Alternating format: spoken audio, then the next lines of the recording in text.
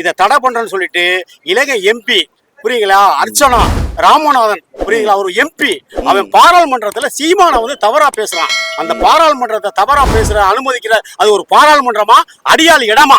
சரி, அங்க பேசிட்ட நீ அண்ணன் சொல்லிட்டா. இங்க வந்து மெட்ராஸ்க்கு வந்து செக்ரட்டரியேட்ல இந்த நிகழ்ச்சி நடக்கிற 2 நாளுக்கு முன்னால வந்து இதை வந்து இயக்கமே இது நடக்கவே கூடாது அப்படின்ற ஒரு எய்மு தான் இலங்கைக்கு ஒரு அரசு தான், மத்திய அரசு இதுதான் காரணம். என்னக்கா அப்படி ஒரு சீமான் இதை விரிவெல்லாம் கொண்டு போயிட்டாருன்னா பொருளாதாரம் கெடுது.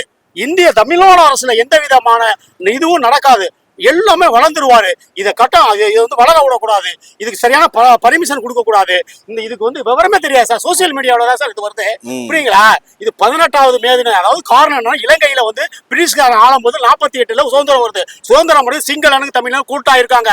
சிங்களனுக்கு குடியுரிமை கொடுக்குற அந்த டயரு தமிழனுக்கு கொடுக்கல. அப்ப தமிழன் அடிமையா வேலை ஆட்களா பயனாட்களா அங்க தோட்ட தொழிலாளர் தான் பயன்படுத்துறான். இது நாளடைவில் அவன் செல்வந்த என்ன பண்றா, தனி மனிதனுடைய வளர்ச்சி கல்வி பொருளாதாரம் இதெல்லாம் நஷ்டப்படுது. இதோட ஏரியா 15,000 கிலோமீட்டர் தமிழ் மக்களுடைய இடமெல்லாம் ரெக்கவர் பண்றான். கொஞ்சம் கொஞ்சமா ஸ்டெப்பா கல்வி கூடங்கள் பாடசாலை யூனிவர்சிட்டி இதெல்லாம் அடித்து வரும் பொழுது பெரிய பிரச்சனை இஷ்யூ ஆகுது.